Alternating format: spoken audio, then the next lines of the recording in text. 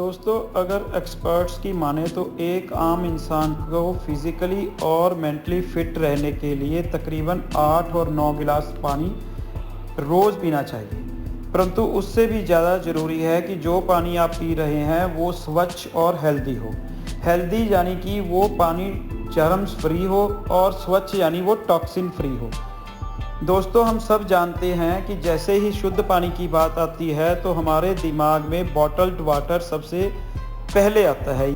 लेकिन bottled water शुद्ध होता है या नहीं, आज हम डिटेल में इस वीडियो में बात करेंगे। दोस्तों, बॉटल्ड वाटर प्लास्टिक की बॉटल पानी को स्टोर करने और फिर उसे रीयूज़ करने के लिए सबसे आसान तरीका है। लेकिन दोस्तों, पानी की बोतल जो प्लास्टिक की बनी होती है उसमें से बहुत सारे ऐसे केमिकल्स हैं जो पानी के अंदर घुल जाते हैं और हमारे शरीर को नुकसान करते हैं। ऐसे केमिकल जो कि हम नंगी आंख से नहीं देख सकते, वो हमें कैंसर और हार्मोनल डिसऑर्डर कर सकते हैं। अगर हम बात करें तो उनमें सबसे पहले नंबर पर आता है बेंजीन। दोस्तों, बेंजीन जो है वो प्लास्टिक बॉटल्स बनाने में यूज़ किया जाता है। यह एक कलरलेस मीठी खुशबू यानी कि एरोमेटिक सब्सटेंस होता है। यह एक ऐसा लिक्विड है वो जो बहुत ज़्यादा जल्दी ज्वलनशील है। बेंजीन गैसोलीन और सिगरेट स्मोक में भी पाया जाता है। बेंजीन हमारे शरीर में जाकर बोन मैरो को नुकसान पहुंचाता है और ब्लड कैंसर का कारण बनता है।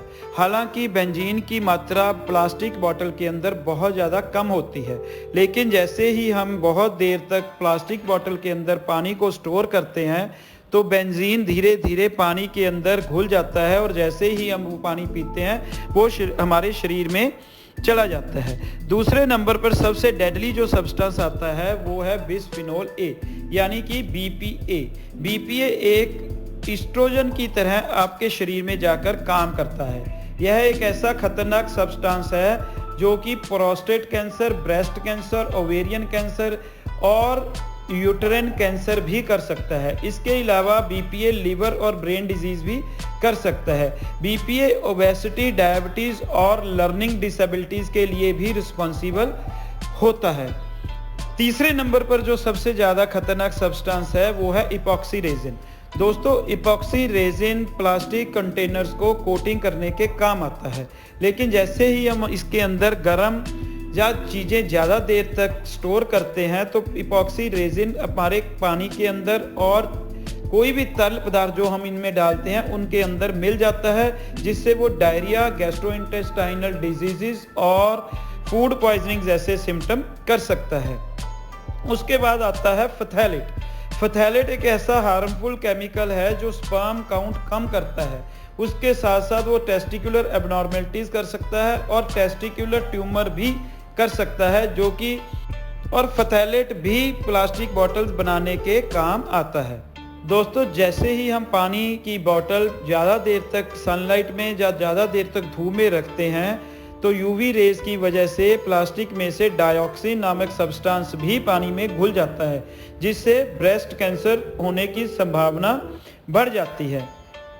ये तो हुए ऐसे केमिकल्स जो हमारे शरीर में जाकर बहुत तरह के नुकसान करते हैं। लेकिन दोस्तों, प्लास्टिक भी जैसा कि हम सोचते हैं plastic is not so fantastic. यह हमारे वातावरण को भी हानि पहुंचाता है।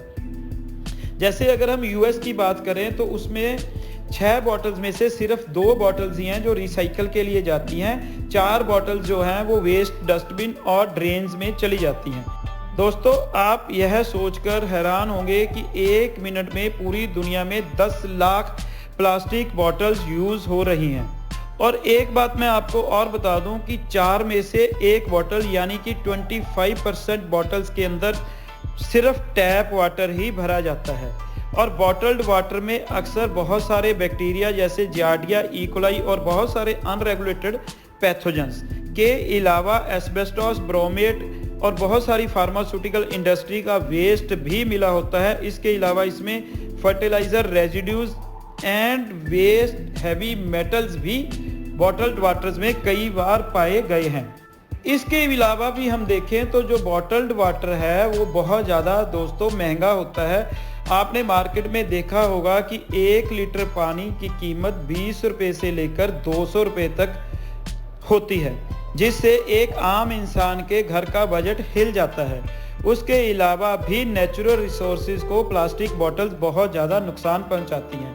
प्लास्टिक को गलने में तकरीबन 1000 साल लगते हैं और उन्हें ट्रांसपोर्ट करने के लिए भी ढेर लीटर पेट्रोलियम यूज़ होता है।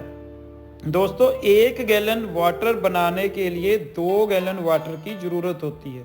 यानी कि एक बॉटल, अगर आप बॉटल्ड वाटर बना रहे हो तो उससे एक बॉटल पूरी पानी की वेस्ट भी होती है।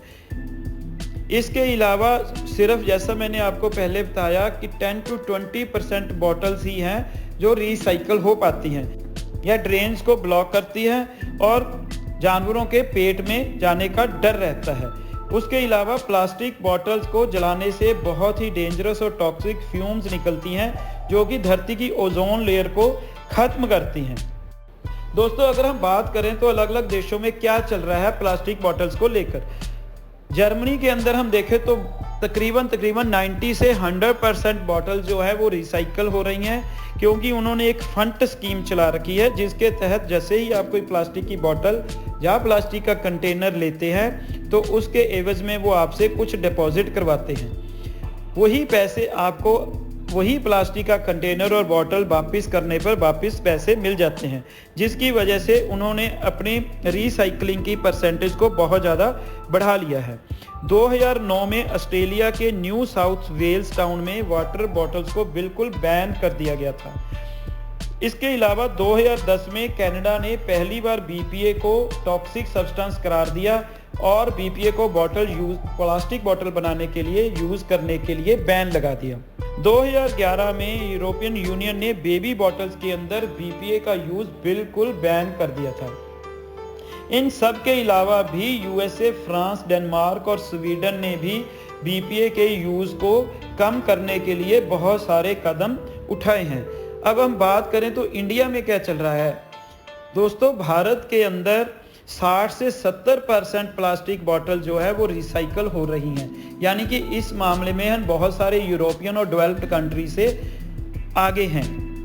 रिसाइकल करने के बाद हम एक बिल्कुल नया प्रोडक्ट बनाते हैं जिसमें जैसे शूज़ हैं, टी शर्ट्स हैं, बैग्स हैं और चेयर्स भी इससे बनाई जाती हैं, जिससे इनकी मैन्युफैक्चरिंग कॉस्ट भी कम हो जाती है। प्लास्टिक लोड कम करने के लिए अब आप लोग क्या कर सकते हैं। दोस्तों, एनवायरनमेंट की सेफ्टी के लिए और पर्यावरण बचाने के लिए आपका योगदान बहुत ज़्यादा ज़रूरी है।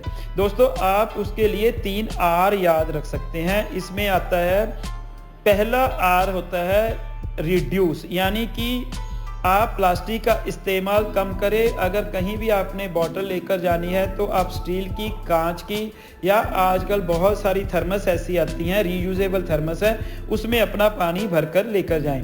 दूसरा आर है रीयूज़, यानी आप रीयूजेबल रिफिलेबल बॉटल्स ही यूज़ करें, चाहे वो कांच की बनी हो चाहे वो मेटल की बनी हो। और तीसरा आर है रिसाइकलिंग। आप जितने भी प्लास्टिक कंटेनर यूज़ कर रहे हैं कृपया उन्हें रिसाइकलिंग के लिए भेजें, उन्हें डस्टबिन और ड्रेन्स में मत डालें जिससे सीवरेज ब्लॉक होता है। तो इस तरह करके ध्यान रखें, आपके ऐसा करने से आप अपना और अपने समाज का भला कर सकते हैं। दोस्तों, आज के लिए इतना ही। Thank you. मैं आपका दोस्त डॉक्टर संजीव गोयल एक बार फिर से आपसे रिक्वेस्ट करता हूं कि अगर आप मेरे चैनल पर नए हैं तो कृपया subscribe my channel. Thank you. धन्यवाद।